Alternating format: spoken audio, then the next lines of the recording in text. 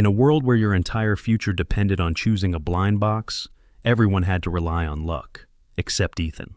After waiting 2 years while everyone called him a failure, his own family abandoned him, and even his girlfriend gave up on him. Ethan finally awakened his S-rank ability that let him see exactly what was hidden inside every box. So, while everyone laughed when he chose the worst possible category, Ethan calmly picked one box no one else wanted, because only he could see the terrifying creature sealed inside it.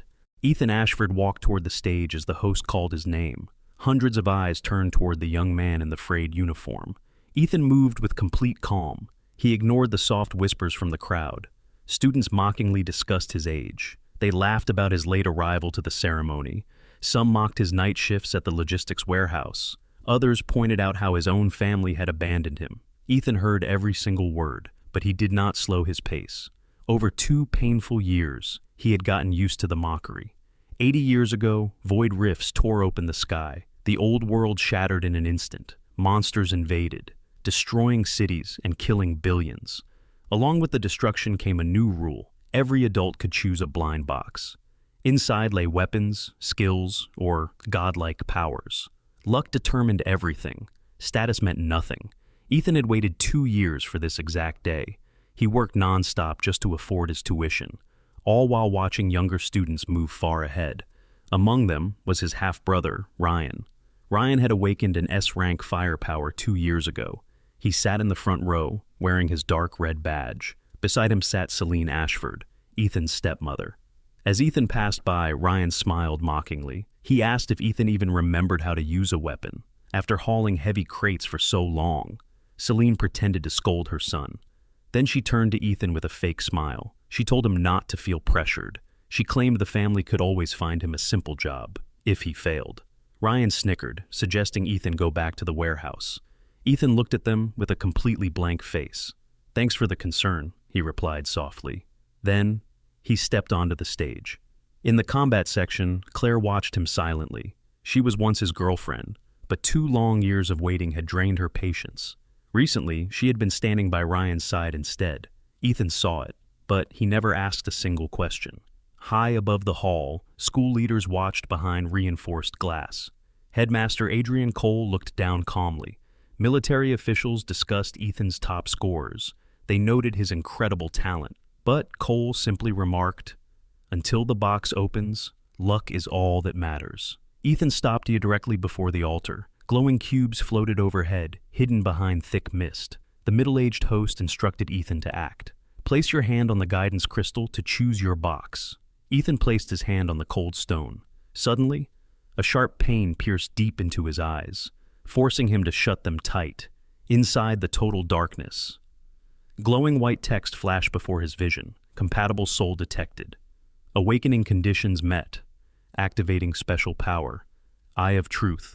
Rank SSS. Ethan opened his eyes, and his vision transformed instantly. Floating text appeared over every single shrouded blind box, revealing its exact contents, rarity, and hidden skills.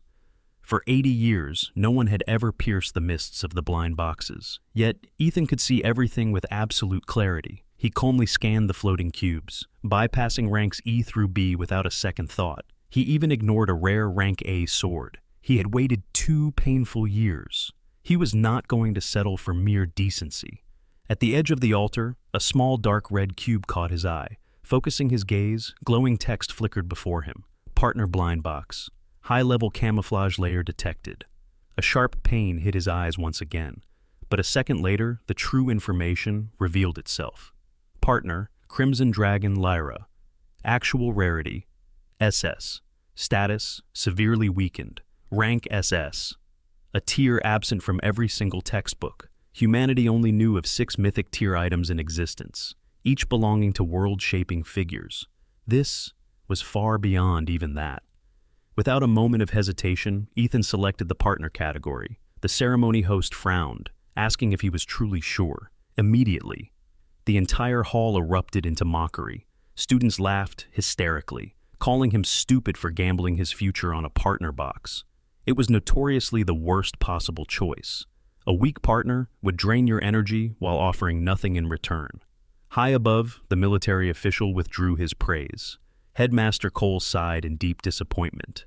In the front row, Ryan stood up and openly mocked him, asking if Ethan was trying to play the protagonist, calling him a pathetic failure who was 2 years behind. Beside Ryan, Celine offered her patronizing, fake encouragement, while Claire urged Ethan to pick a weapon box, instead of ruining his life for foolish pride. Ethan ignored the pity. He ignored the scoffs. He ignored the judgment. He placed his hand firmly on the crystal and stated, "I confirm." The dark red box floated down into his hands. As the crowd snickered, Ethan's eye of truth activated automatically, piercing past the box, past the sealed crimson figure within, and deep into the pitch-black void itself. In that endless, suffocating abyss, a colossal eye slowly opened and locked straight onto Ethan. Warning, when you gaze into the void gazes back at you. Suddenly, a sharp noise echoed through the main hall. Crack! A line fractured straight across the dark red box. A faint fracture split the dark red blind box, right under Ethan's touch. The mockers in the crowd barely had time to laugh about goblins or useless pets, before a second crack snapped open. Suddenly, a wave of intense heat blasted outward, slamming violently into the stage's protective dome. The ceremony host's eyes widened in sheer alarm. Sensing immediate danger, he screamed, "Activate the second-tier protective barrier!" Crack! A third fracture shattered the cube completely. A massive pillar of red flame roared upward, shaking the entire hall to its core. The sheer pressure sent nearby students tumbling backward, gasping for breath as their hearts pounded in instinctual terror. Ryan scrambled to his feet. The dark red flame badge on his chest dimmed instantly. His S-rank firepower shrank back, trembling in total submission. At him, Celine lost all her composure. High above, Headmaster Cole pressed his cane into the floor and ordered a full evacuation protocol. "Activate the third-tier barrier! Hurry!" the host screamed as cracks tore through the energy shield. Then, the towering inferno began to contract. Out of the sea of fire stepped a magnificent figure, over 2 meters tall, possessing flowing river-like red hair, a pair of dark dragon wings, and curved black horns. She wore a white gown patterned with red and black dragon scales. Black energy chains coiled phantom-like around her wrists and ankles. Blood trickled down Ethan's cheek from the strain of his gaze, but he didn't look away. The entire hall froze in stunned silence. Students trembled from her overwhelming bloodline pressure, staring in absolute awe at the draconic beauty. Up in the observation room, the military official gasped for air. "The dragon race! A complete pureblood dragon!" Suddenly, the massive system screen above the stage chimed frantically, trying to analyze the entity, identifying partner, Crimson Dragon, rarity, rank S. Gasps echoed through the crowd, but the text immediately flickered and changed, recalibrating. Rarity, epic. The hall went dead quiet, recalibrating. Rarity, legendary. Chairs clattered as people leapt to their feet in sheer disbelief, but the system wasn't done yet. Recalibrating. Rarity, mythic. Data discrepancy detected. Unable to continue analysis. Current display limit, mythic. The entire grand hall fell completely silent. The laughter vanished in an instant, replaced by hundreds of stunned students holding their breath. As they stared directly at the screen, rarity, mythic. Data anomaly detected, unable to continue analysis. People gasped in pure disbelief. Across the entire world, only 6 mythic items existed, owned by the most powerful figures on Earth. In the Ashford seating area, Celine stood up. Her composure completely shattered. She loudly claimed the system was malfunctioning. Ryan instantly agreed, accusing Ethan of using an interference device to cheat. He stood up and yelled across the hall, calling Ethan a pitiful fraud who was still 2 years behind. Ethan ignored them completely. High above, Headmaster Cole silenced the crowd with a wave of pressure. He promised to inspect the device, but warned everyone against slandering a student without proof. On stage, Lara the Crimson Dragon ignored the chaos. She looked around the hall, before her burning amber-red eyes locked onto Ethan. His eye of truth flashed briefly, revealing her actual SS rank and her severely weakened sealed state. The intense strain caused another drop of blood to bleed from his eye. Lara noticed the blood. Slowly, her heels clacked against the stone floor as she walked up to him. The strange black chains around her limbs rattled softly. She stood over 2 meters tall, radiating the warm heat of a winter fireplace. Without warning, she wrapped one arm around Ethan's waist. She used her other hand to lift his chin. Before anyone could react, she leaned down and pressed her soft, warm lips firmly against his. The entire hall froze in sheer shock. Students stared in absolute disbelief as this stunning, legendary creature voluntarily kissed Ethan right on stage. Ryan gripped his seat so hard the wood cracked, desperately trying to rationalize it as a meaningless post-release reaction. Lara pulled back, licked her lips, and smiled happily. When Ethan asked why she kissed him, she innocently explained that it completed the bond ritual, and that she simply liked it. Lara then looked down at Ethan's frayed uniform and scuffed shoes. "Are you poor?" she asked bluntly. "At the moment, I don't have much money," Ethan admitted. Lara patted his shoulder reassuringly. "It doesn't matter, I will support you." Ryan couldn't take it anymore. He stood up, summoning an S-rank flame on his finger. He arrogantly claimed they could trade insights on fire control. Lara glanced at his spark for 2 seconds, and remarked honestly, "Very weak." Nearby students choked back laughter as Ryan turned pale with embarrassment. Completely ignoring him, Lara turned back to Ethan and announced, "I'm hungry. I want meat, a lot of meat." The ceremony host stepped forward, keeping a safe distance from Lara. He congratulated Ethan, but reminded him that opening the box was only the start. He now had to choose a difficulty and enter the trial space to open his heaven gate. After Crimson Dragon Lara appeared, the entire hall fell dead silent. No one was laughing anymore. A mythic rank partner was something only 6 people in the world possessed. Every single one of them stood at the absolute peak of human power. Students whispered in pure shock. Some believed the system had glitched, while others were terrified by her overwhelming aura. In the Ashford section, Celine's calm face went stiff. She realized that if Ethan's mythic partner was confirmed, the family's attitude toward him would completely change. Ryan gripped his seat, his eyes filled with pure venom. He knew he couldn't let his brother overtake him. He tried to convince himself that Ethan was still weak, unable to afford the massive resources a dragon required, and that he might even die in the upcoming trial. The host activated the altar, revealing 6 trial difficulty options: normal, hard, trial, nightmare, hell, and abyss. The host advised Ethan to pick trial difficulty to stay safe.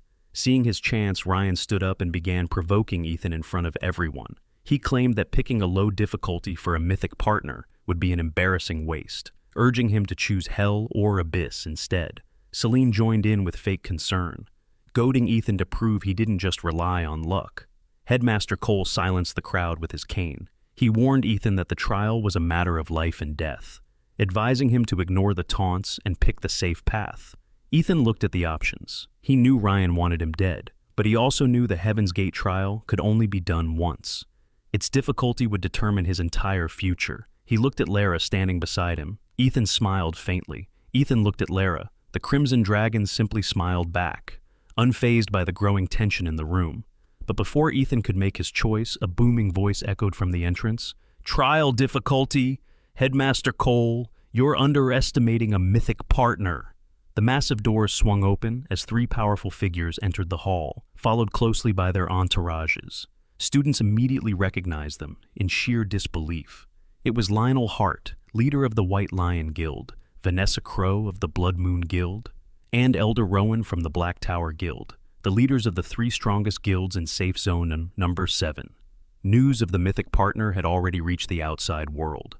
High above, Headmaster Cole's eyes went cold, warning them not to disrupt the Academy's ceremony. Lionel just laughed it off, his eyes locking onto Lara like a rare prize. Vanessa noted her pure bloodline, while Elder Rowan observed the sealed chains on her limbs, realizing her true value was even higher than mythic. Lionel stepped forward, looking down on Ethan with pure coldness. He mocked Ethan's age, his frayed uniform, and his lack of resources, asking how a poor warehouse worker could ever afford to raise a mythic dragon. Vanessa joined in, warning Ethan that holding on to a treasure beyond his status would only bring disaster. She offered a simple solution: give up the partner. Gasps echoed through the stands. Giving up a bound partner meant severe soul backlash, losing half his lifespan and permanently damaging his potential. Lionel offered a mocking compromise. He promised Ethan a house in the Central District and a comfortable allowance if he surrendered Lara peacefully, telling him it was the best deal a poor failure could ever hope for. The three guildmasters offered Ethan villas, millions in cash, and lifetime allowances.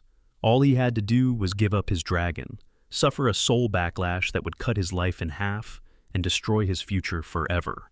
Ryan and Celine mocked Ethan openly, telling him to accept the money and return to his place as a nobody. Ethan listened quietly. He looked at the guild leaders and replied calmly, "I opened the box. Lara is my partner. I'm not selling her, and I'm not giving her up." Lionel sneered, warning Ethan that a poor failure had no right to hold on to a mythic dragon. Lara turned her amber-red eyes toward them. Her carefree smile vanished in an instant. She gently stroked Ethan's black hair to comfort him, before stepping completely in front of him, using her tall frame and dark dragon wings as an unbreakable shield. Lionel scoffed, pointing out that Lara was currently only Black Iron Tier 1. Lara took one single step forward. Clack! Her latent power exploded outward. The measurement screen spiked uncontrollably. Black Iron Tier 7, Bronze Tier 9, Silver Tier 10, and smashed straight into Gold Tier 1 in mere seconds. She hadn't leveled up at all. She was simply unsealing her true power. The third tier barrier cracked under the sudden heat wave. Lionel's arrogant face went pale. Vanessa froze with her hand stuck on her sword, and Elder Rowan took a fearful step back. Lara summoned a tiny dark red flame on her fingertip. The temperature in the hall skyrocketed to unbearable levels. She looked at the three guildmasters with the icy gaze of an apex predator. "Whoever dares insult my man, dies." The flame exploded. Dark red flames burst from Lara's fingertips, shaking the entire hall. The third-tier protective barrier cracks under the intense heat. Panic instantly spreads through the crowd. Terrified students jump to their feet as three top guild leaders brace themselves for impact. The device shows Lara at Gold Tier 1, but her ancient heavy aura feels far more dangerous. Hazy black chains wrap around her body, sealing away her true strength. Headmaster Cole quickly activates a fourth defensive barrier to protect the crowd. He turns to the stage and speaks through the speakers. He tells Ethan to calm his partner down before she hurts anyone. Ethan turns to Lara. The deadly heat softens into a gentle warmth around him, keeping him completely safe. He sees her anger toward the crowd for disrespecting him. Ethan softly tells her that it is enough. Hearing his voice, Lara softens her expression and nods. She puts out the flame, and the terrifying pressure fades away. The crowd gasps in shock as the powerful dragon obeys his command without hesitation. Ryan grips his seat tightly, burning with jealousy as he watches Ethan control such a beast. Headmaster Cole steps in and warns the guild leaders. He reminds them that the rules give Ethan full ownership of Lara. Lionel, Vanessa, and Rowan back off and return to the VIP seats, waiting patiently to watch Ethan fail during his trial. The host steps forward and opens the Heaven's Gate difficulty menu on the screen. Normal, hard, trial, nightmare, hell, and abyss. He gently advises Ethan to pick trial for safety. Ryan and his mother immediately speak up from the crowd, trying to provoke Ethan into picking a harder level. They mock him, claiming a mythic partner deserves a higher difficulty like hell or abyss. Headmaster Cole cuts them off, telling Ethan to ignore their insults and stick to a safe choice. Ethan looks at Lara. She smiles back with total confidence. Ignoring Ryan's trap, Ethan remains calm and selects Nightmare. The hall erupts in murmurs as the guild leaders sear at his choice. Ethan confirms his pick, and Headmaster Cole begins the trial. The host touches the central crystal, activating silver energy that forms a giant portal. Screens across the hall display other students entering their trial spaces. The leadership creates a large central display to focus solely on Ethan and Lara. The host reminds Ethan to use his retreat seal if danger arises. Ethan steps toward the gate, with Lara right beside him. Suddenly, the crystal cracks and the portal violently turns dark red. A powerful force pulls Ethan and Lara toward the vortex. Warnings flash across the screen as the system loses control of the coordinates. The portal turns pitch black, and the final warning appears on the main screen. Difficulty selected has been forcibly changed to Abyss. Terror fills the hall. The Abyss trial has no safe records, and almost no one survives it. Ryan laughs in delight, believing Ethan is doomed. Guild leaders scoff, while Headmaster Cole orders technicians to keep the visual feed active. Lara wraps her arm around Ethan, before the vortex swallows them both. The screen flickers back on. Ethan and Lara land inside a massive ancient arena surrounded by dark stone pillars. A cold voice echoes through the arena and the main hall. "Welcome to the Abyss Tower. Defeat the Guardian to proceed. No retreat allowed. Failure means death." Headmaster Cole admits the Academy has zero records of this mysterious tower. Suddenly, the stone floor shatters. A colossal skeleton holding a battle axe rises from the ground, its eyes burning with blood-red flames. A system panel reveals its terrifying stats: Black Iron Tier 5 Berserker Skeleton. Students panic, knowing Ethan has not even opened his Heaven's Gate yet. Ryan sneers in anticipation. As the skeleton roars and charges straight at Ethan, the Berserker Skeleton charges like an unstoppable war machine. Its massive battle axe scrapes the stone floor with an ear-piercing screech. The distance vanishes in seconds. 10 meters, 5 meters. Strong gusts of wind blow Ethan's hair back. Yet, he stands completely calm, without a single trace of fear. In the main hall, when every student grips their seat in terror, Lionel sneers, claiming a student who hasn't opened his Heaven's Gate will die instantly from a single blow. Ryan smiles eagerly, waiting for Ethan to crumble. Ethan knows he cannot take the blow himself. He turns to Lara. She looks at the charging monster with sheer annoyance, as if looking at a mere pest.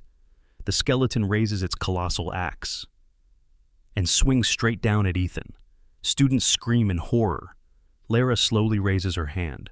She curls her finger, creating a tiny ember that turns into a small fireball. With a casual flick, she launches it forward. The fireball strikes the monster. Dark red flames quietly wrap around its bones. No wide explosion follows. Within 2 seconds, the entire skeleton shatters into black ash and completely disappears. Silence falls over the main hall. Everyone stares at the screen, paralyzed with shock. Guild leaders freeze. Ryan's smirk instantly hardens. The technicians report that Lara compressed her energy so tightly that the system failed to even measure the temperature. Lionel tries to cover his embarrassment by claiming it was only the first floor. Vanessa mocks him, reminding him that he thought Ethan wouldn't survive it. Inside the arena, Lara turns to Ethan with a soft smile. "It's done," she says. Ethan nods and praises her strength. Lara smiles, gently ruffling his hair like a proud protector, leaving every spectator outside burning with pure envy. The system clears the first floor, with a perfect rating in just 3 seconds. Vanessa praises Lara's flawless energy control, but Rowan argues her seal might fail in a longer fight. Ryan tries to stay confident, claiming a single skeleton means nothing. The ground shakes violently. A massive black door marked with a red 2 rises from the stone. Ethan and Lara step through, into a much larger, darker arena. 10 skeletons burst from the ground. Warriors, shield bearers, archers, and mages, ranging from Black Iron Tier 6 to Tier 8. Ryan sneers, expecting the skeleton army to finally overwhelm Lara. Lionel agrees that her raw power will soon hit its limit. The monsters launch a coordinated attack, firing arrows and fireballs as shield bearers charge forward. Lara sighs in pure annoyance, calling them nothing more than trash. She asks Ethan to step back and summons a dark red magic circle. Energy surges around her like a miniature sun. As the enemy attacks draw close, a massive ring of fire erupts from her body. The incoming spells and arrows instantly dissolve into thin air. The wave of fire sweeps across the battlefield, melting shields, weapons, and solid bone. Within 5 seconds, all 10 skeletons explode into ash. Silence fills the main hall. Ryan turns completely pale, while the guild leaders stare in total disbelief. Technicians confirm the truth. Lara used only a tiny fraction of her true power. The system awards another perfect rating and opens the 3rd floor door. Ethan and Lara enter a quiet, untouched chamber. At the center sits a single skeleton in a silver robe, holding an ancient bone staff. Purple soul flames ignite in its eye sockets.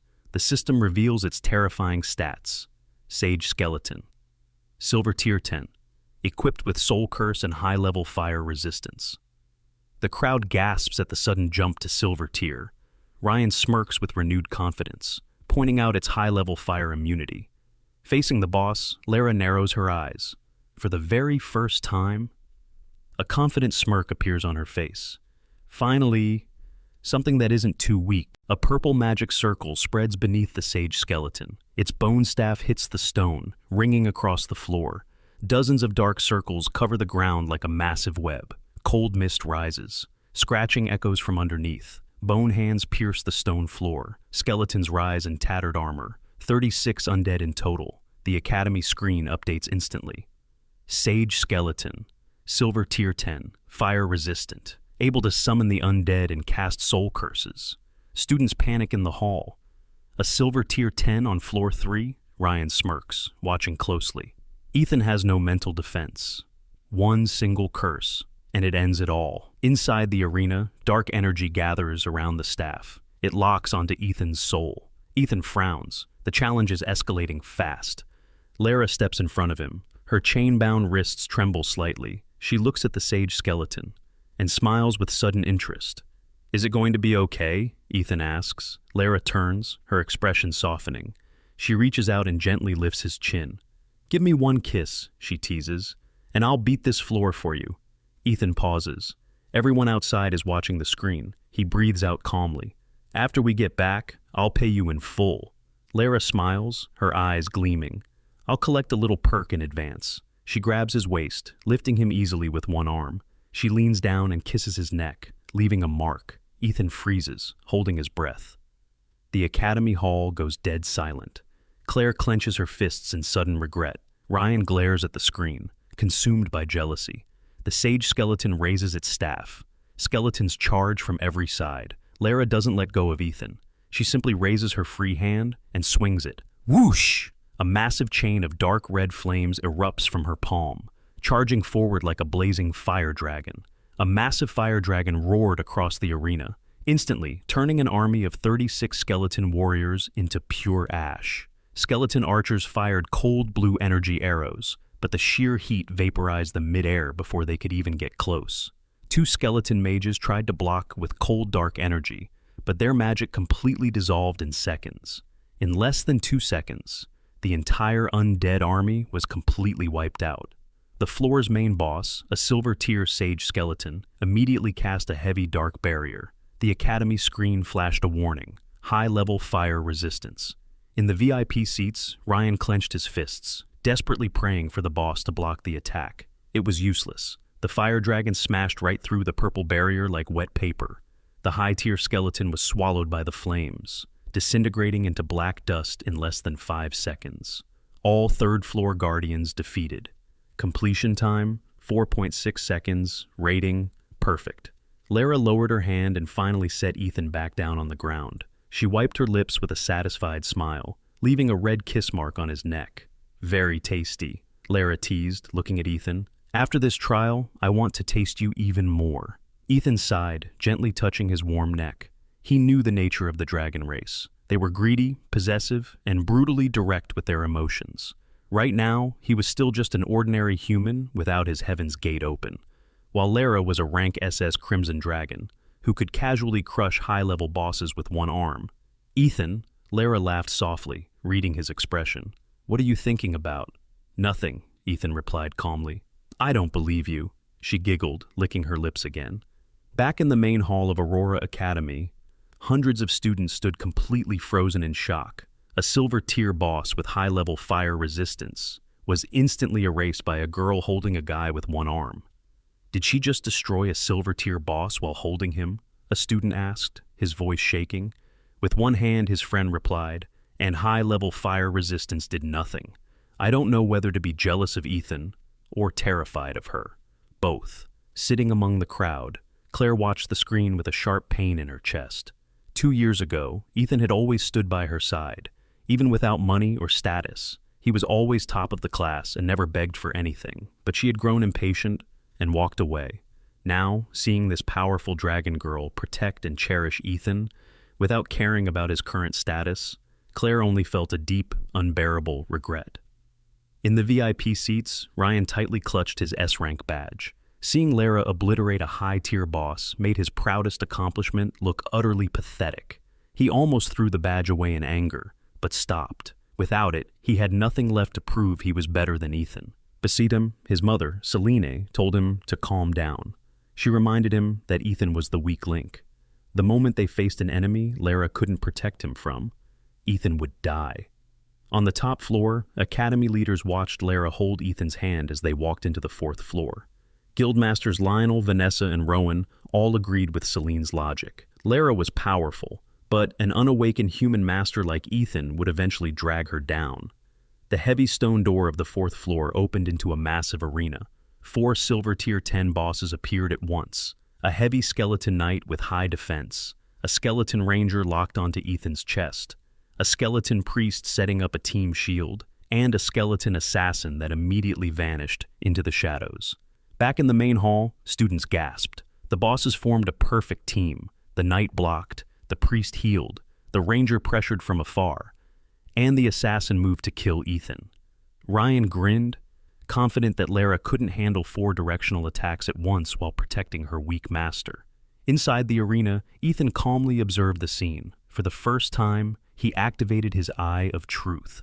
A sharp pain hit his eyes, but energy flows became visible. He saw tiny glowing red weak points behind the knight's knees, on the ranger's hands, and in the priest's shield web. He even spotted a flickering red dot hiding near the stone pillars. The invisible assassin. Ethan opened his mouth to warn Lara, but a sudden blast of intense heat cut him off. Lara's massive crimson wings slammed open, ready to tear the team apart. Before Ethan could even shout a warning, Lara stamped her foot, cracking the arena floor as she launched 10 meters into the air. With her wings spread and red hair whipping in the heat, 4 glowing molten arrows materialized behind her instantly. The skeleton ranger fired, and the invisible assassin lunged for Ethan's back. Lara didn't even look down. With a simple wave of her hand, the 4 fire arrows streaked across the dark room like red lightning. The first arrow punched through the knight's barriers like paper, incinerating it instantly. The second blasted the priest to dust before its staff could hit the ground. The third shattered the ranger's silver bow, burning it to ash in midair. The final arrow swerved downwards, plunging into the shadows right on top of the stealthy assassin. A massive pillar of flame exploded over 10 meters high. Before the heat wave could touch Ethan, Lara dropped down, wrapping him in her chest and enveloping them both with her colossal dragon wings. Inside her embrace, Ethan only felt warmth and her soft fragrance. When the dust cleared, the 4 bosses were completely gone, leaving only 4 scorched, glowing red craters. All 4th floor guardians defeated. Completion time, 2.9 seconds. Rating, perfect. Outside, the hall was dead silent. Ryan turned pale. The guildmasters were stunned into silence. Guildmaster Vanessa warned Lionel directly. Stop thinking about forcing Ethan to give up his partner. Lara doesn't see him as a temporary master. She considers him hers. Push too hard, and you'll get a crimson dragon that wants to kill you. Inside the arena, Ethan looked up at Lara. I was going to tell you their weak points. Lara smiled softly, still holding his waist. No need. Just burning it all is enough.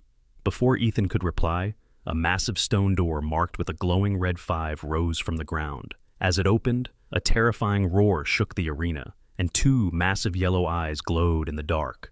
Lara's playful smile finally faded. Entering the 5th floor. Special Guardian, Orc King, level, Gold Tier 1. Orc King, level, Gold Tier 1. The 2 simple lines of text plunged the entire Aurora Academy into total silence. A Gold Tier boss on just the 5th floor was practically a death sentence for a new awakened. Elder Rowan broke the silence, explaining that gold was the ultimate watershed moment. Unlike lower tiers, gold entities condense their energy into impenetrable armor, boosting their speed, strength, and raw power exponentially. In the VIP seats, Guildmaster Lionel sneered, convinced that Lara's sealed form was reaching its absolute limit. After constantly bursting out higher-tier flame, Ryan's eyes filled with smug satisfaction, confident that Ethan's arrogance had finally run out of luck. Meanwhile, in the control room, Headmaster Cole's face grew grave. The Academy's tech team confirmed the tower was completely locked down. They couldn't intervene, lower the difficulty, or pull them out. A mythic partner, humanity's potential savior, was trapped in a suicidal trial. Inside the 4th floor exit, a colossal 4-meter-tall Orc King stepped out of the shadows. Blue-gray muscles bulged under dark armor, and a glowing, dense yellow energy shield wrapped tightly around its body like a second skin. Every step vibrated the stone floor beneath them.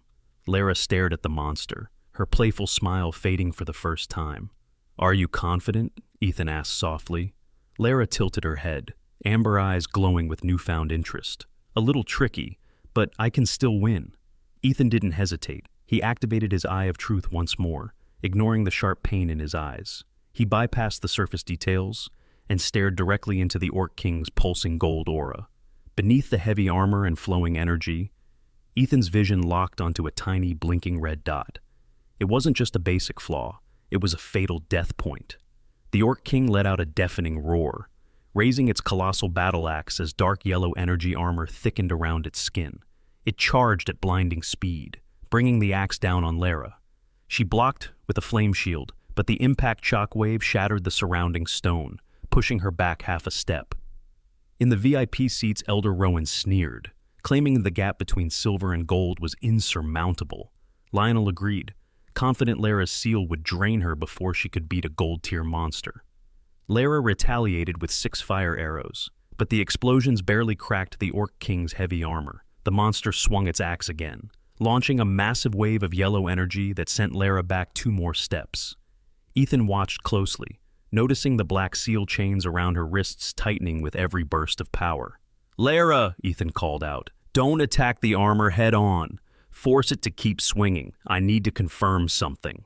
Lara didn't question him. She flew upward, dodging the axe as it pulverized a massive stone pillar, using his Eye of Truth. Ethan endured the excruciating pain in his eyes as blood slowly trickled down his cheek. Finally, he spotted it. Every time the Orc King swung its axe, its defensive energy shifted away from its left ribs for less than half a second. "Lara, left side, below the ribs. Only one chance." "Got it," Lara smiled. Closing her wings, she dove straight down. As the Orc King swung its weapon, Lara gracefully spun mid-air, dodging the blade by inches. Appearing at its left flank, she concentrated all her fire into a single dense dark red spark on her fingertip. "Found you," she whispered, tapping the exact spot beneath its ribs. Crack!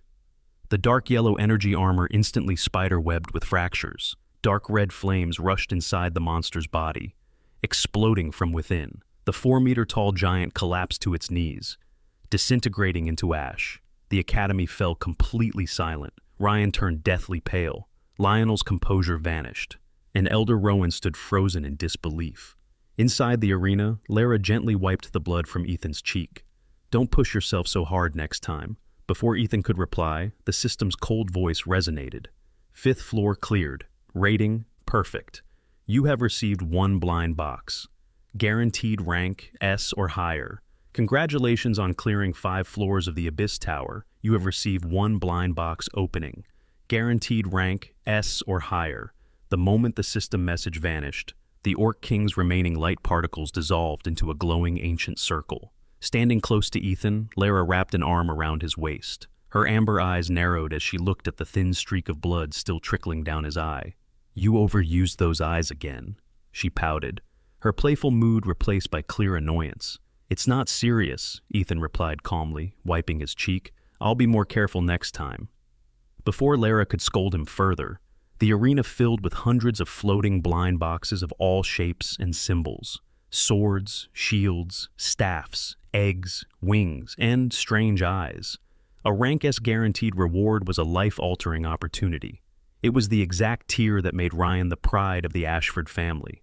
Yet for Ethan, rank S was merely the absolute bare minimum. Suddenly, a new prompt flared in front of Ethan. Special condition met. Do you want to activate concealment mode? Ethan didn't hesitate and tapped yes. He knew that using his Eye of Truth to spot fatal flaws had already raised suspicions outside. More importantly, he couldn't let anyone see him choose a blind box. If the world realized he could see directly through the rewards, every major faction would hunt him down. Instantly, the central screen in the Academy Hall flickered with static, before going completely pitch black. A simple line appeared. "The system does not permit observation." The hall erupted in an uproar. In the VIP section, Elder Rowan stood up and walked away, his eyes glinting with a hidden killing intent, followed closely by Guildmaster Lionel. Guildmaster Vanessa watched them go, her violet eyes narrowing. She knew if Ethan died in the tower, the conflict ended, but if he survived, his ability to conceal his power made him far too dangerous to control. Back inside the tower, the arena was silent. Lara leaned in close, her breath warm against Ethan's neck, as her smile turned mischievously dangerous.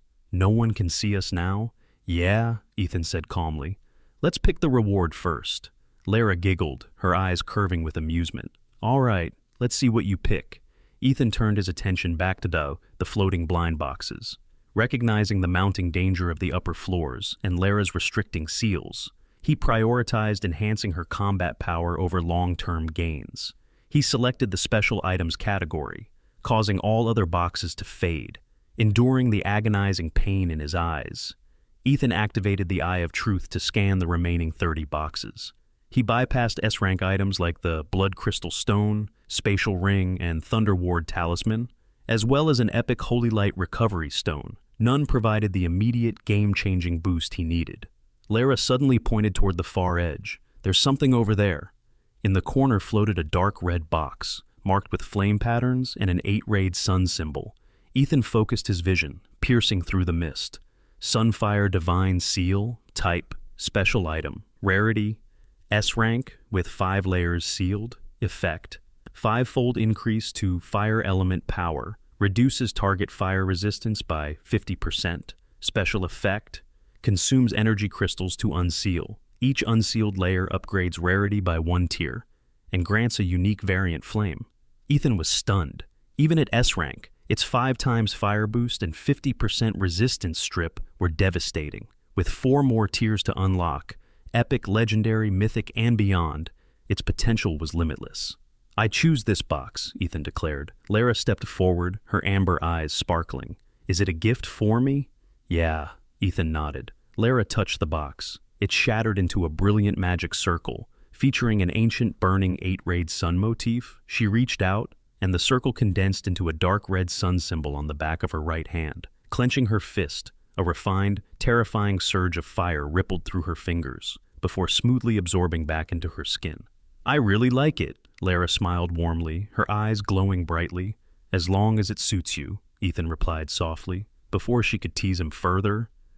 The stone door to the 6th floor slowly ground open, releasing a gloomy, icy draft.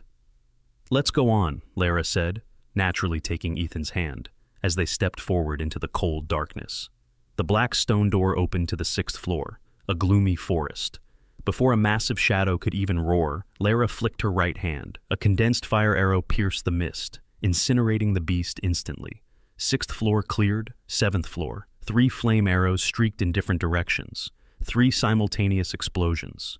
7th floor cleared, 8th floor. A B-rank monster barely poked its head out, before getting engulfed by a dark red fireball, turning to ash.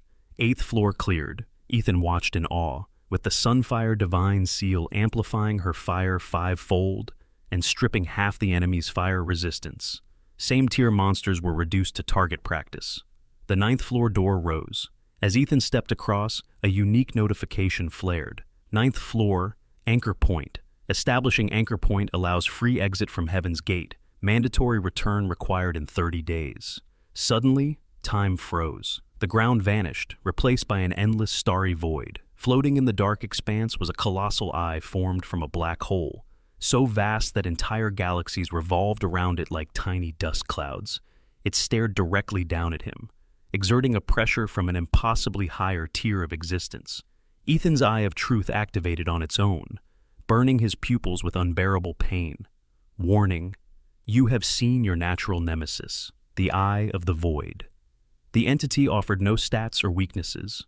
After 3 heavy heartbeats, the cosmic eye slowly closed, returning to its slumber. Instantly, time resumed. Ethan was back on the solid arena floor. Golden magic circles erupted beneath his feet, forming a majestic gate behind his back. Heaven's Gate opened. Quality, rank S. Note: Heaven's Gate can evolve for every 9 floors cleared. A quiet, deep river of energy surged through Ethan's meridians. Lara touched his chest, her amber eyes narrowing. "You've changed." Ethan looked toward the exit, thinking of the cosmic eye and his 30-day countdown. "Let's go outside," Ethan said. Lara giggled, taking his hand. Then don't forget my reward. Night had fallen over Aurora Academy, but Headmaster Adrian Cole remained motionless before the main control screen. Beside him, only a flickering blue dot signaled that Ethan was still alive inside the Abyss Tower. Suddenly, red warnings flashed across the console. "Headmaster! The system just detected Ethan's location!" a technician shouted. "Can we pull him back?" the gray-haired woman asked eagerly. The technician swallowed hard. "His coordinates aren't in the Abyss Tower. He's been transferred to anomalous coordinates." The room went deathly silent. Anomalous coordinates were chaotic overlapping spatial zones, where rules shifted constantly. A location suddenly turning into an abyss, a volcano, or an alien ruin. "Find a way to contact him immediately," Cole ordered. Meanwhile, Ethan opened his eyes to an overgrown forest swallowing a dead city. Collapsed concrete buildings, rotted metal signs, and cracked asphalt overgrown with giant vines.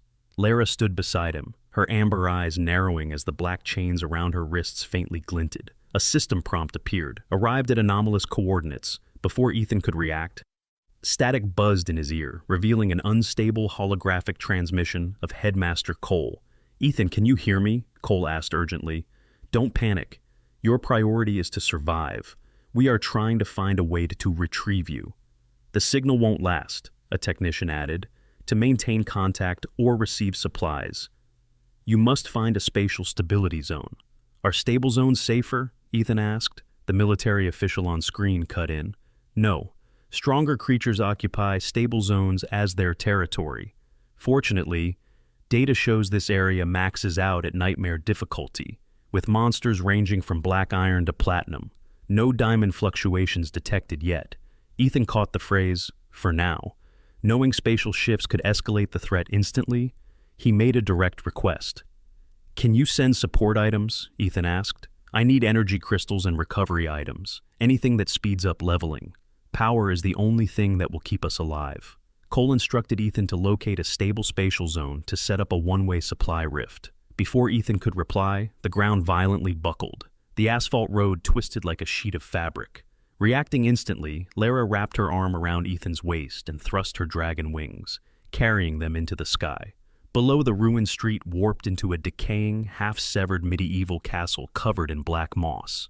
Countless pallid, crawling human arms spewed from its doors and shattered windows.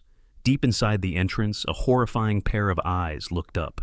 The moment their gazes met, Ethan's head throbbed violently, as his eye of truth tried to activate on its own. "Don't look at it," Lara warned, swiftly flying them far away. They landed outside a ruined 3-story building, hidden behind a row of shops. Lara sliced through the rotted wooden door with a precise line of fire. 3 figures staggered out, undead, corrupted by the void, their pale skin overgrown with dark red quartz crystals. Lara flicked her wrist, tracing a thin thread of dark red flame through the air. The undead froze, and were instantly consumed from within, leaving behind 7 dull, gray, bean-sized stones. "Energy crystals," Ethan murmured, picking one up. In the wild, these crystals contained dangerous void energy that would corrupt an ordinary awakened. Yet, as Ethan held it, his S-rank Heaven's Gate trembled with a strange, ravenous hunger. "I'll protect you," Lara said, stepping near the window to watch the shifting, unstable city. Ethan sat cross-legged and activated his absorption art. The gray crystal dissolved into a purple-gray gas, flowing into his body. Instead of causing agony, his Heaven's Gate crushed the void energy, absorbing the impurities as pure nutrients. He absorbed the second crystal, then the third. The raw, unpurified energy pushed his Heaven's Gate further open. Boom! A soft shockwave burst around Ethan, sweeping away the surrounding dust. "Congratulations on leveling up successfully. Level, Black Iron Tier 2. Congratulations to Lara on leveling up successfully. Level, Black Iron Tier 2. Lara turned back, her amber eyes curving slightly. "Looks like this stuff works." Ethan stood up, gazing out at the chaotic, ruined city. "For us, this place might be dangerous, but it's also our greatest opportunity." 7 raw, rank F energy crystals had propelled Ethan and Lara to Black Iron Tier 2, a feat that normally required 15 purified crystals for a single awakened. His S-rank Heaven's Gate, unlocked at the 9th floor of the Abyss Tower, possessed the unique ability to crush and convert dangerous void corruption into pure nutrients. For Ethan, These wild crystals weren't a hazard. They were an unprecedented shortcut. "What are you thinking about?" Lara asked, eyeing the ruined street. "How many crystals we need to keep leveling up?" Ethan replied. "Then let's go hunting," she smirked. Before Ethan could answer, a high-frequency screech pierced straight into his skull. Blood trickled from his eyes. As an agonizing wave of spatial energy swept through him, Lara grabbed him immediately. "Hold on!" Her dragon wings flared, carrying them into the air a fraction of a second, before a colossal force slammed down, crushing the 3-story house into concrete dust. Perched on a snapped bell tower nearby stood a nightmare, a giant skeletal winged lizard covered in dark red and purple void crystals. Green and purple flames burned in its empty sockets. Void Bone Wing Dragon. Level: Silver Tier 10. Status: Mutated, resonating with the void. Warning: Do not continue observing. "That's not a true dragon," Lara said coldly, her killing intent flaring. "Just a lizard corpse gnawed apart by the void." The monster's purple eyes locked onto Ethan, drawn by the void energy he had just absorbed. Opening its jaws wide, it gathered a volatile sphere of purple-black, corruptive fire. Bam! The fireball shot forward like a supersonic artillery shell, disintegrating buildings in its wake, enduring the throbbing pain in his eyes. Ethan used his perception to trace its flight path. Left, 3 meters, then drop, without a second of hesitation. Lara tucked her wings and banked hard into a steep dive.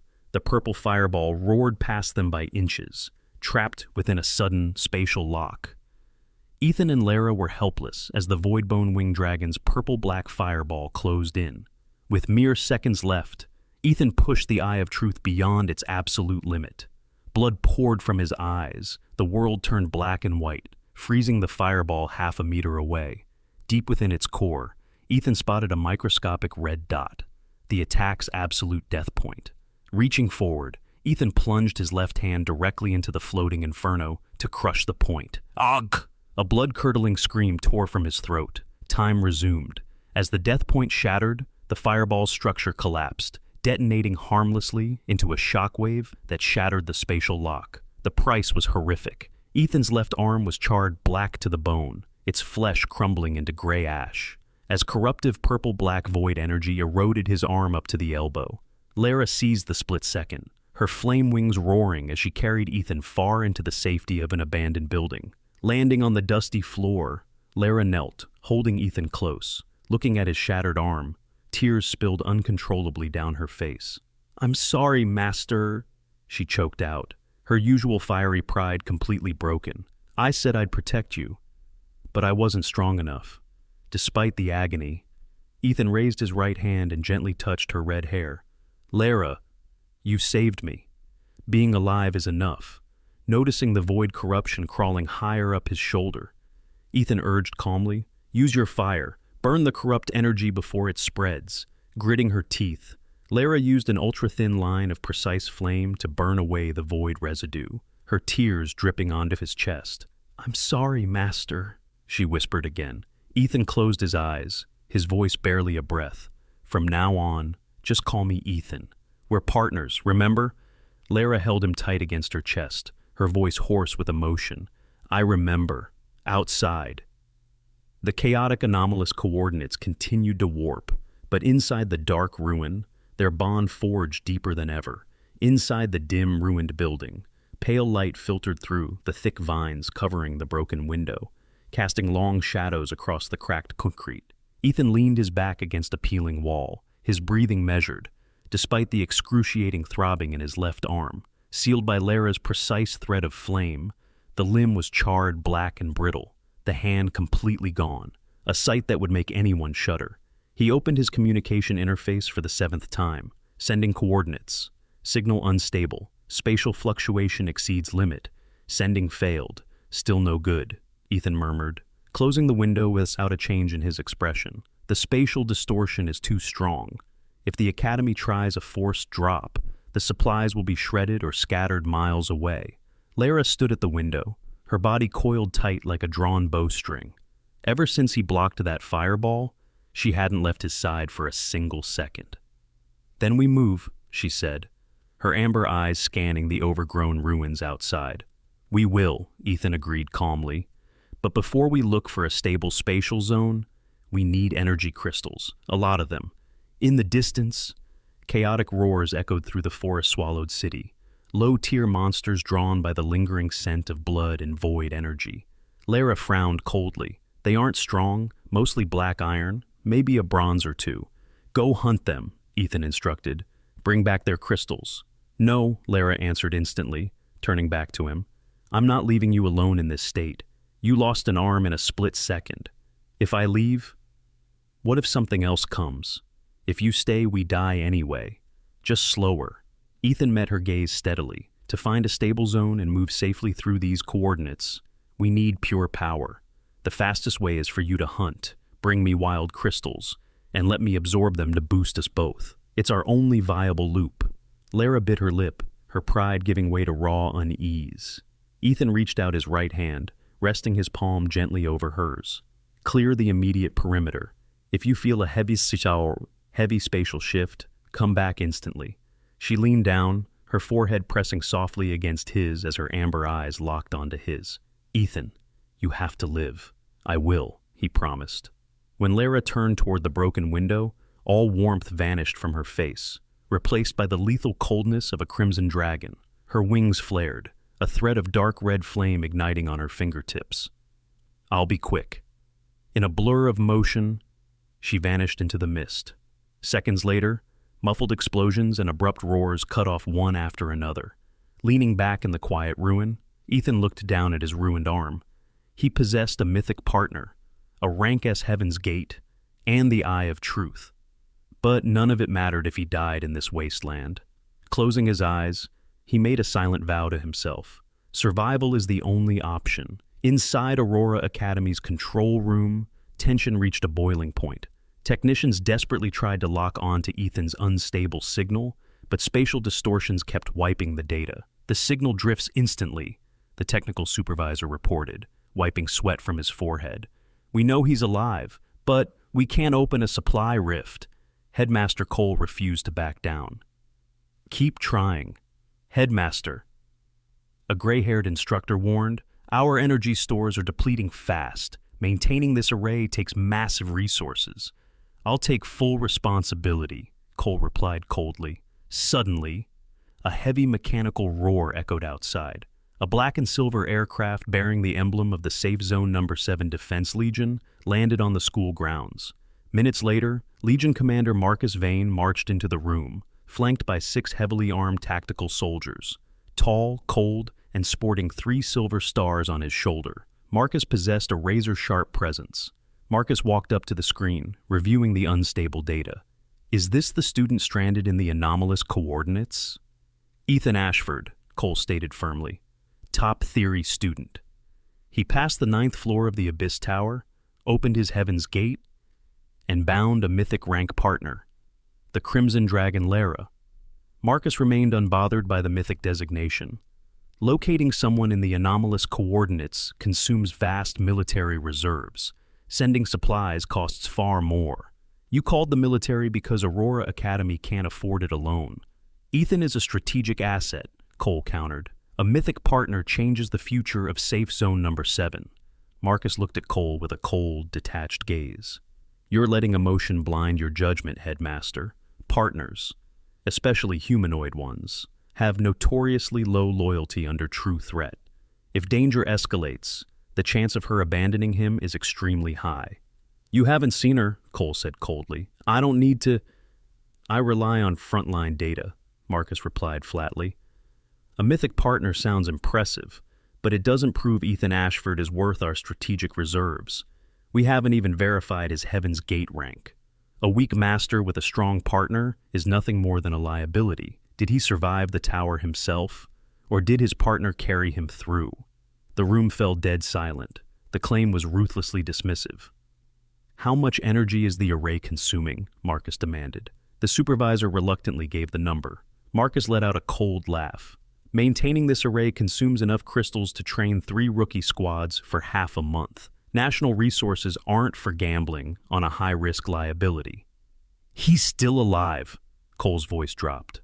For now, Marcus replied coldly. Facing Cole's defiance, Marcus didn't hesitate. Turning to the supervisor, he issued a direct command. Shut down the array. Cease all tracking for Ethan Ashford. Don't touch it, Cole snapped, stepping forward. This is my academy, and I represent the military, Marcus declared. He raised his hand. Click, click. The 6 tactical soldiers raised their energy rifles, aiming directly at Headmaster Cole. The gray-haired instructor gasped in horror, but Marcus's eyes remained icy and fixed on Cole. I'll say it one last time. Sever contact with Ethan Ashford. Immediately. In the tense control room, 6 energy rifles remained pointed at Headmaster Adrian Cole. The gray-haired instructor gasped in indignation, but Legion Commander Marcus Vane didn't flinch. Instead, Marcus pulled a sleek military tablet from his uniform and tossed it onto the console. Take a look. Cole looked down. On the public network of Safe Zone Number 7, red trending headlines dominated the feed. Eldest son of the Ashford family opens a mythic partner. Is a family tragedy about to begin? Was Ethan Ashford expelled by his father for repeatedly harming his younger brother? Stepmother Celine Ashford in tears. I only hope Ethan won't hate the family. Ryan Ashford. If he comes back for revenge, I can only protect my mother. Ex-girlfriend speaks out. Ethan's terrifying possessiveness made me afraid. Scrolling down, Cole watched a series of recorded interviews. First, Celine Ashford wept softly into a white handkerchief, painting herself as a long-suffering stepmother, driven to fear by Ethan's inherent resentment. Next, Ryan appeared with tired red eyes, posing as the protective younger brother, willing to bear his brother's wrath. Finally, Claire, Ethan's pale blonde ex-girlfriend, hesitantly claimed Ethan was calculating and terrifying. Below the videos, tens of thousands of comments raged. I knew it. Someone expelled by his own family can't be good. A mythic partner in the hands of a resentful psycho is terrifying. The military must not waste resources rescuing someone who poses a risk of taking revenge on society. Cole gripped the tablet, his eyes blazing. It's all fake. Celine suppressed him for years. Claire abandoned him for Ryan.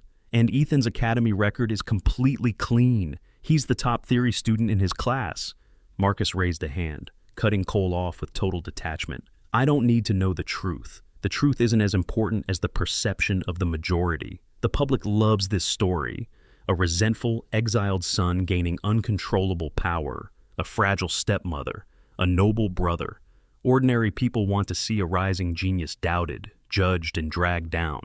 It makes them feel the world is fair. That's pure jealousy, Cole said coldly. No, Marcus replied flatly.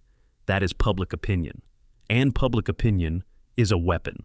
Headmaster Cole glared at Legion Commander Marcus Vane. He saw not a soldier protecting Safe Zone Number 7, but a coward using public opinion to shield himself from risk. A person's life shouldn't be decided by a few trashy headlines. Cole gritted out. A person's life also can't be greater than the stability of an entire safe zone, Marcus countered coldly.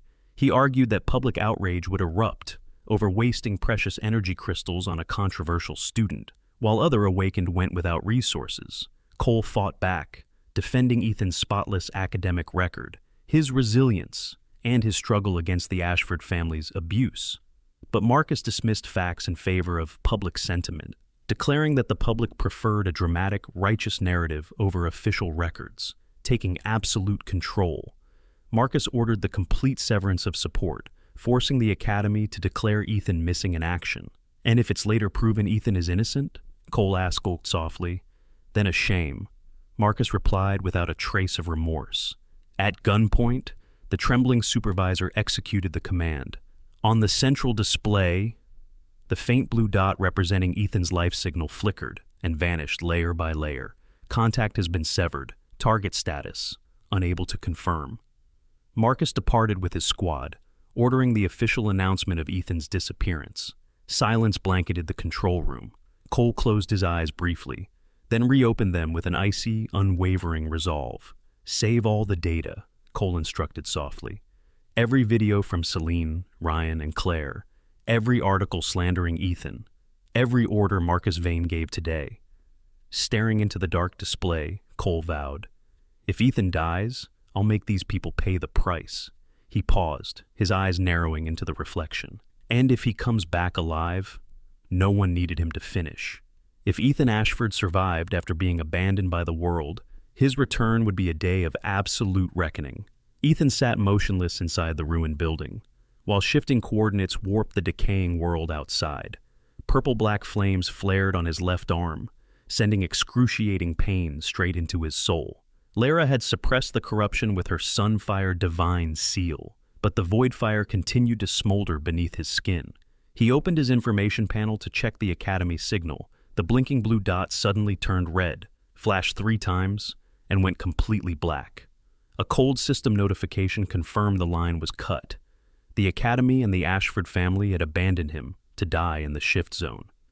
Ethan lowered his head with a cold, bitter smile. Despair was useless. He still had Lara, his Eye of Truth, and his rank Heaven's Gate. Reaching Black Iron Tier 2 had already increased his physical endurance. If he leveled up right now, the stat increase would make his body stronger, power up Lara through their bond, and suppress the void fire for good. Outside, a red explosion cleared the street. Lara leaped lightly through the broken window, carrying over 40 floating energy crystals in a ring of fire. The moment she saw the dark corruption spreading up his arm, her face turned pale. She dropped the crystals and dropped to one knee, pulling him close. Dark red flames blazed from her hand, coiling around his wound like threads of sunlight. "Ethan, look at me," Lara said. "Don't look at the wound." Ethan looked into her fiery eyes. "You came back fast. I felt your pain," Lara replied. "I told you to call me." "I called you in my heart," Ethan said hoarsely. The void fire hissed, aggressively fighting back against her dragon flame.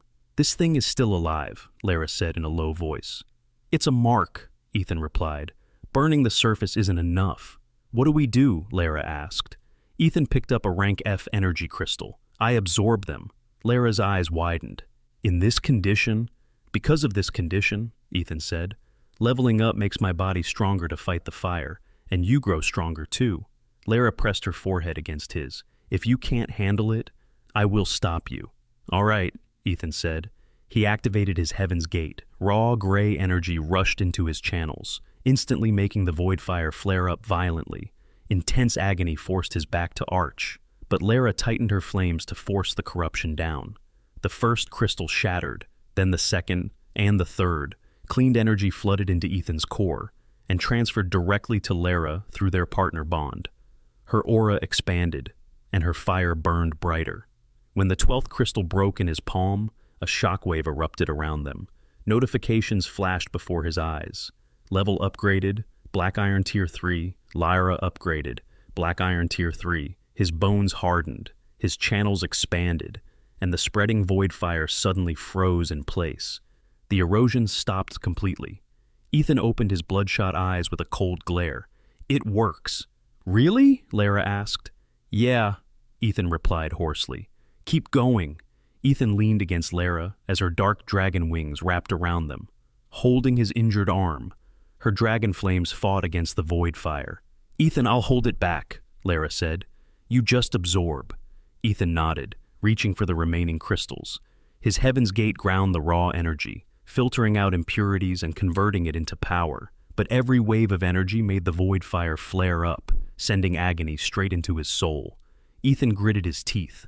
As crystal after crystal turned to dust, 10 crystals dissolved. His energy channels expanded, his muscles cleansed, and his bones forged anew.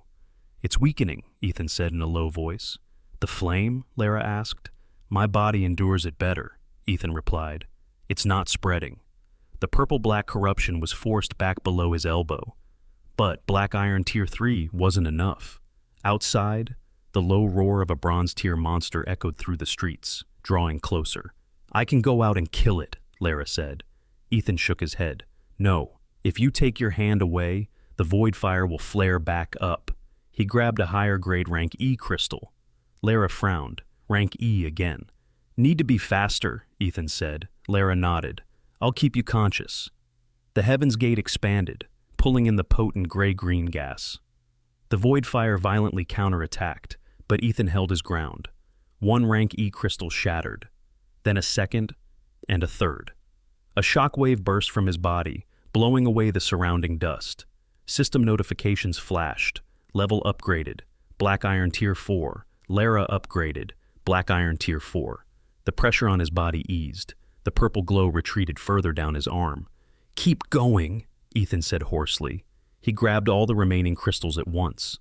Lara's eyes widened. "Ethan, hold me down," Ethan barked. She wrapped her arms tightly around him, unleashing the full force of her Sunfire Divine Seal. All the crystals shattered at once, pouring a massive vortex of energy into his Heaven's Gate. Violent pain flared up, but Ethan forced his body to break down the raw power. His aura surged to a new peak. Notifications flashed. Level upgraded. Black Iron Tier 5. Lara upgraded. Black Iron Tier 5. His breathing stabilized. The corruption was locked firmly below his elbow, trapped like a beast in a cage. Ethan raised his head, eyes cold and clear. "It works. As long as my body is strong enough, the void fire can't incinerate me." Lara held him tight. "You did it." Boom! The outer wall exploded as the massive bronze monster slammed into the building. Dust and concrete showered down. Ethan braced his right hand and slowly stood up. Lara steadied him. "You don't need to stand. I need to get used to my new body," Ethan replied calmly. Lara smiled, her confident dominance returning. "Then stand behind me." She raised her hand, her Sunfire Divine Seal blazing with dark red flames. How convenient. The crystals just ran out. Ethan's mouth lifted slightly. "Then, let's get more." A few streets away, a cracked plaza was sinking into pure chaos. Victor, Nolan, and Mira, 3 elite gold-rank students, were trapped. 3 wolf-like monsters covered in purple-black crystals slammed into Victor's blue energy shield. Nolan fired his rifle, piercing 2 through the head, but 5 more charged from the vines. Corruption from the beasts eroded their shields and drained Mira's healing magic. Their rounds were running out, their shields were cracking, and dozens more corrupted monsters flooded the plaza. Just as a monster lunged to tear Mira apart, the sky turned blood red. A sudden rain of red fire rained down like sharp arrows. Hundreds of fiery sparks pierced through the monsters, pinning them to the ground and burning them to ash in seconds. Not a single spark missed. Not a single spark hit the 3 students. Over 100 monsters vanished in the blink of an eye. Through the rising dark red ash, a majestic figure hovered in midair. Long red hair, open dragon wings, and a fading sun mark on her hand.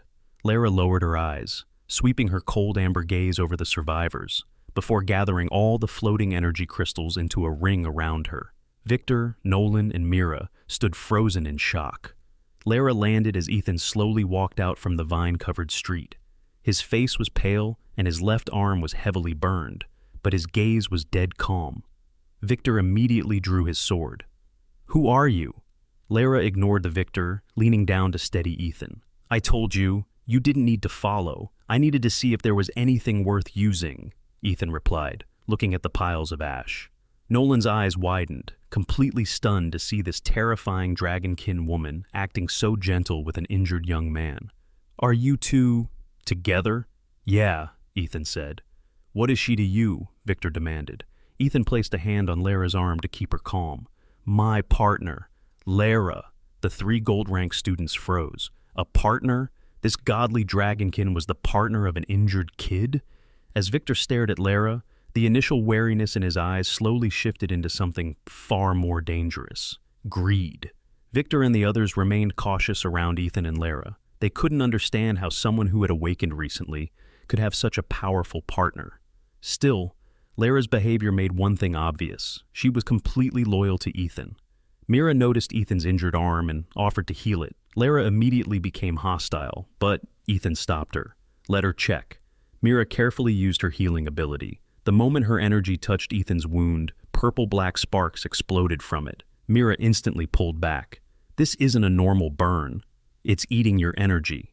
Victor asked what had caused it. Ethan answered calmly. "A bone-winged dragon connected to the void." That answer immediately made everyone more cautious. Soon, Victor introduced the group. Victor Hale, Nolan Greaves, Mira Vale. All 3 came from Sanctuary Academy. They had entered the anomalous coordinates searching for a ruin. Mira explained that stable areas sometimes contained rare treasures. Most importantly, they could contain wild blind boxes. Unlike normal blind boxes, these appeared randomly inside ruins and special regions.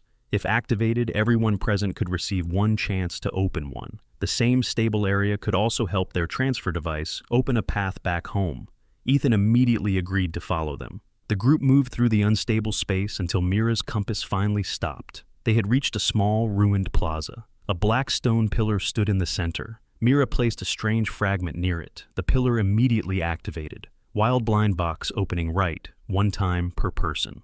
Everyone became excited. Victor went first. He received a D-rank life skill. Nolan received C-rank ice energy rounds. Unfortunately, they didn't match his weapon. Mira received a C-rank moonlight herb seed, but it needed a stable natural environment and 180 days to grow. Their expressions immediately became disappointed. Then Ethan's turn came. He quietly activated the Eye of Truth. The hidden information inside every blind box appeared. E rank, D rank, C rank, B rank. Then Ethan found something different. A dark red box hidden in the corner. Partner resonance power. Rarity. Epic. For 180 seconds, Ethan could borrow part of his partner's current power. The ability carried serious backlash if his body couldn't handle it. But Ethan didn't hesitate. Right now, he was injured. Lara's power was restricted, and the void fire was still inside his body. This item could save his life. Ethan selected it. A black-red talisman appeared in his hand. Nolan immediately froze. Epic! Victor also turned toward Ethan. The atmosphere changed instantly. The 3 academy students had risked their lives to reach this place. Yet Ethan had arrived later and received the only epic reward. Mira quickly reminded everyone. Each person chose their own box. Nolan smiled. Of course. His luck is just incredibly good, but his eyes showed something different. Greed. Ethan calmly stored the talisman. Lara stared directly at Nolan as fire appeared in her eyes. Ethan quietly warned her. Lyra, not yet. Victor then activated the transfer device. Sync progress, 3%. Estimated time, 12 minutes. Ethan looked at the timer, then he looked at Victor and Nolan. 12 minutes was a long time inside the anomalous coordinates, especially after greed had already appeared.